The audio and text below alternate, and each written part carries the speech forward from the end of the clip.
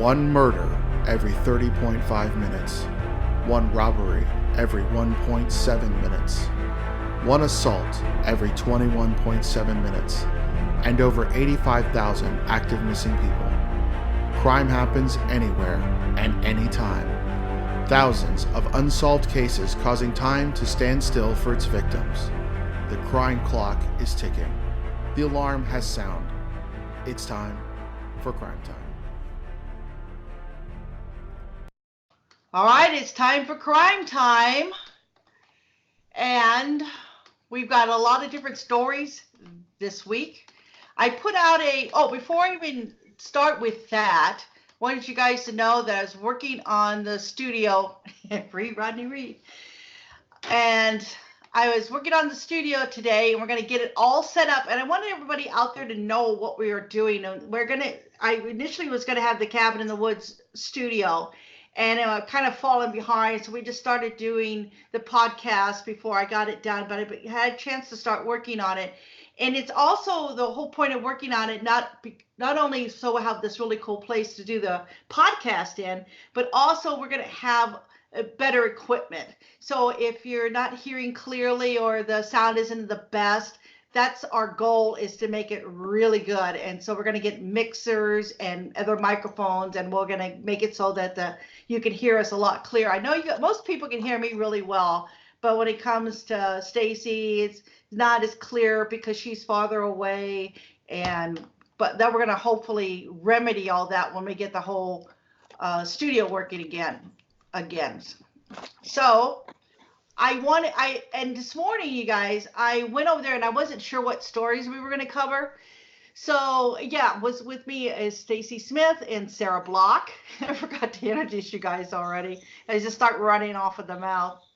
But I put a post up there on Missing Persons of America Facebook, and I asked everybody what you want to hear about. And I got a whole bunch of requests, and so many I don't even know where to start. So what I wanted to do was share my screen out and let you guys see some of these posters everybody's put up. And actually, I think it's kind of a cool idea for next week, next Monday. Well, we'll be recording the show again.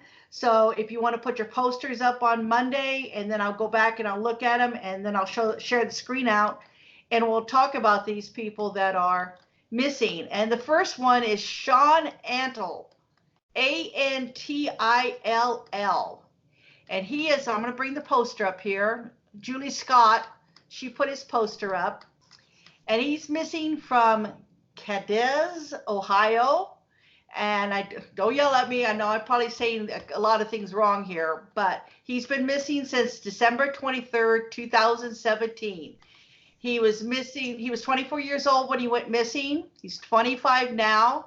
He's 5'2", 130 pounds, brown hair and beard and blue eyes. And he has a half sleeve wrist to elbow tattoo. And his left bicep has an FOE. And collarbone has BLA and KTA.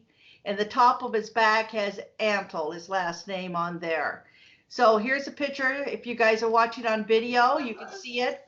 And if you are not watching on video, if you're listening to the podcast, just go back to the Crime Time Facebook page, and I'll have his poster up there so you can look at that. Let's go to the next one. We got a couple there for him. Ah, yes. Gary Richard Mousseau, Mousseau. Here's a picture of him here. He is missing.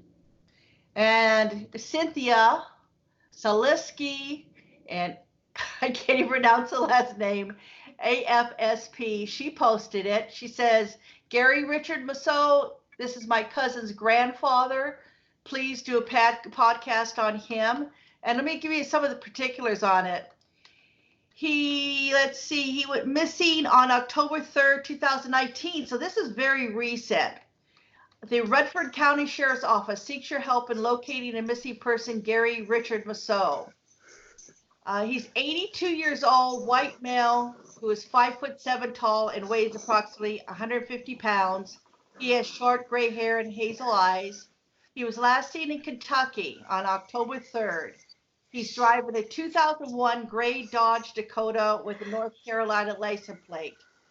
Now, a lot of times you may not really recognize somebody, but you can always recognize a car, especially when you got the plates. So if you're in that area, write down the plate number, CHS 3415. And when you're driving around there, look, and you see a Dodge Dakota, look, check the plate, see if it's him. And even if he's not in there, if you see the truck, by all means, call the police and have them come and check it out and see what's going on. Let's see, what's our next one here? Some people, they put a lot of names on here, but Joe Cripps from Little Rock is missing. Margaret Hannican, Mick and Rose, 13-year anniversary on October 10th. Steve Mills is missing from Michigan. I mean, the list just goes on. Nico Lisi, teen still missing from New York, foul play suspected in 2016. So those are some of the shout outs of the people are missing. And Kimberly Flint, we know her pretty well. Samuel Little, she went missing from Texas. Samuel Little, I'm not sure where he's missing from. Paul Wayne Barnett from Eufaula, Oklahoma. Jessica Hamby from Alabama. Two sisters from Buckeye. And let's see, do we have them all? Oh, Tequila Haynes, Derek Widener, Jesse Conger. I mean, the names just go on and on. It's just something Which else. state was the Buckeye? For the sisters? Buckeye, that was all they put down there. They probably don't remember the girl's name. I would have to do some research. The sisters from Buckeye. And we have Mara Murray. That's one of the more known cases. And Kristen Smart from Cal Poly, San Luis Obispo in California. I did a 3-part series on her back in 2010, I believe. One of the first things I ever wrote up about. So I've got a lot of information. That's on Missing Persons of America. You can put her name in, Kristen Smart, and you can find all about her missing. And let's see, Faith Hedgepeth. And that is, I think, the end of the list. So next week, everybody, if you're listening, and go to Missing Persons of America on the Facebook page, and not only put their names, but put their poster on there. And next week, I'll go through them, and we'll do share the screen, and so that everybody can take a look at it. And I just realized, let me stop sharing so you can see me talking. Hey, Jerry, And we'll do it again next week. I think that you made a really good point. Make sure, guys, as you know, Jerry's going over this with you, like she said, write down that license plate number, because, you know, I know a lot of times you're like, man, I think I've seen that person, or that person looks familiar.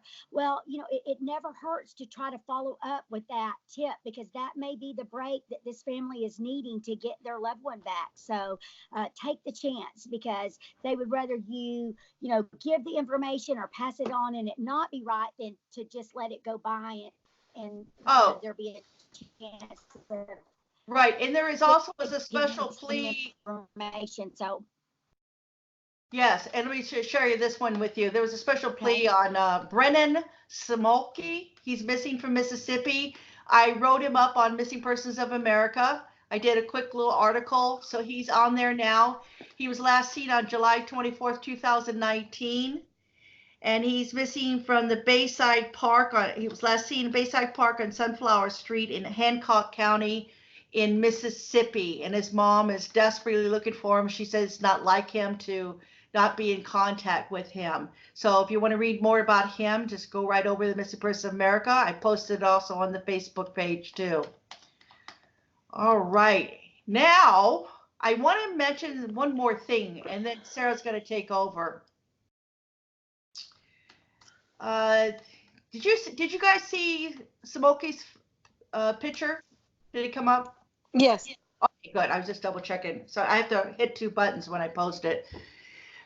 What was I going to mention? Oh, the Missing Texas 40 story we did last week. There was a lot of attention on that one. And a lot of you might be listening because you want to hear more about it, because I promised you I was going to give you more information.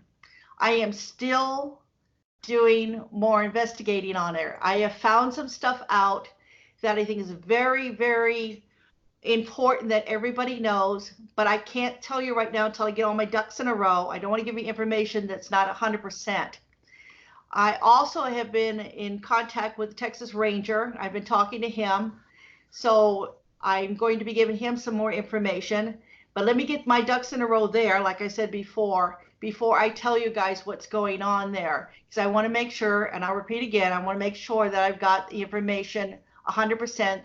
Some things that I suspect that I want to share with you guys that I think you'll be quite surprised to hear about. Sarah and Stacy already know about it, but I want to wait until I get it all together, and then I'm going to write up a story, and then we'll also talk about it. Hopefully next week we'll be able to do that, so I can share you the new information that I found out on that case. And if you are interested or have not heard about this case that I'm talking about, it's the one was Texas man arrested after the body found in the barrel. Is he the same one who was arrested for murders in 1978? And this is the one case that I'm getting lots of tips on and a lot of inside information that I'm able to do more research on, and hopefully we are going to find a tie to some other cases. The tips coming in, guys, because the more information that we can get, then the more answers that we can get, and that, more information that we can get out to the public. And I am new to this story as well, and so I'm learning as you guys learn. And so, and as Jerry and Sarah both know, I'm very I'm fascinated by it. Of course, a little, it tugs at my heart. I hate for families not to have answers and everything. And so I admire the work that Jerry and Sarah both have been doing. And so I think that y'all will be appreciative of the information that Jerry is working so hard to bring you. So thank you, Jerry. Yeah. Thank you, Jerry. All right. Well, that's it. We're gonna wrap it up for this week, and everybody subscribe. Oh, yeah. I also wanted to mention that we have the website up, crimetimetalk.com. So if you want to figure out where to find us, just go to the website, crimetimetalk.com. It will show you the links to the podcast, the links to the YouTube videos, bios on us if you care, and what else is on there? Upcoming things that we're researching. You can read a little bit of our blog on there about what we're doing and what we've done in the past. So that's it, and we'll see you guys next week. And then Stacy's holding up the sign about the Rodney Reed case. Every day I'm going to hold it up and remind everyone, make that call.